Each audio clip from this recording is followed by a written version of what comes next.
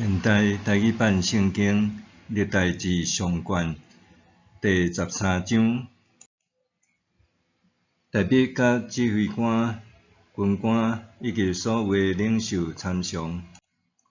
大卫对以色列全会众讲：恁若看做好，阁是出自上主咱的上帝的意思，咱着派人去以色列全地去见无伫咱遮的亲族，以及住伫有草埔的城的祭司甲利未人，互因拢聚集来遮。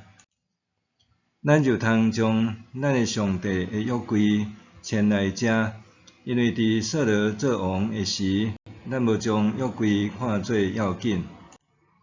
全会众拢同意安尼做，人民嘛看即个代志做对。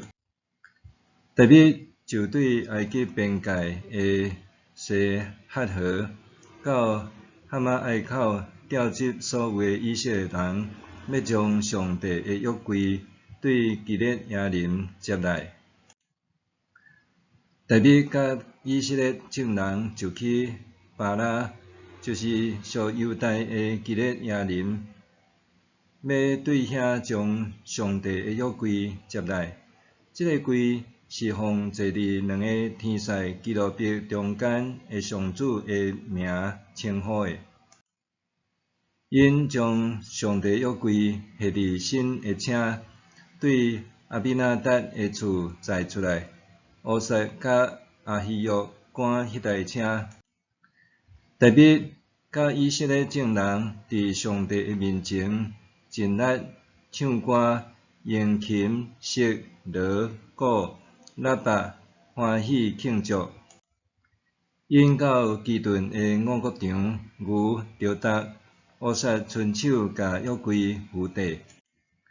上主对乌撒发大受气，因为伊伸手扶约柜就拍伊，伊就伫遐死伫上帝的面前。大卫因为上主拍乌撒，真无欢喜，就将迄个所在号做比列斯乌撒，直到今仔日。迄日，大卫惊上帝，就讲：我哪通将上帝约柜运来我的所在？对安尼，大卫无将约柜迁入大卫城，到家己的所在，就甲伊徙去加德人俄别以东的厝。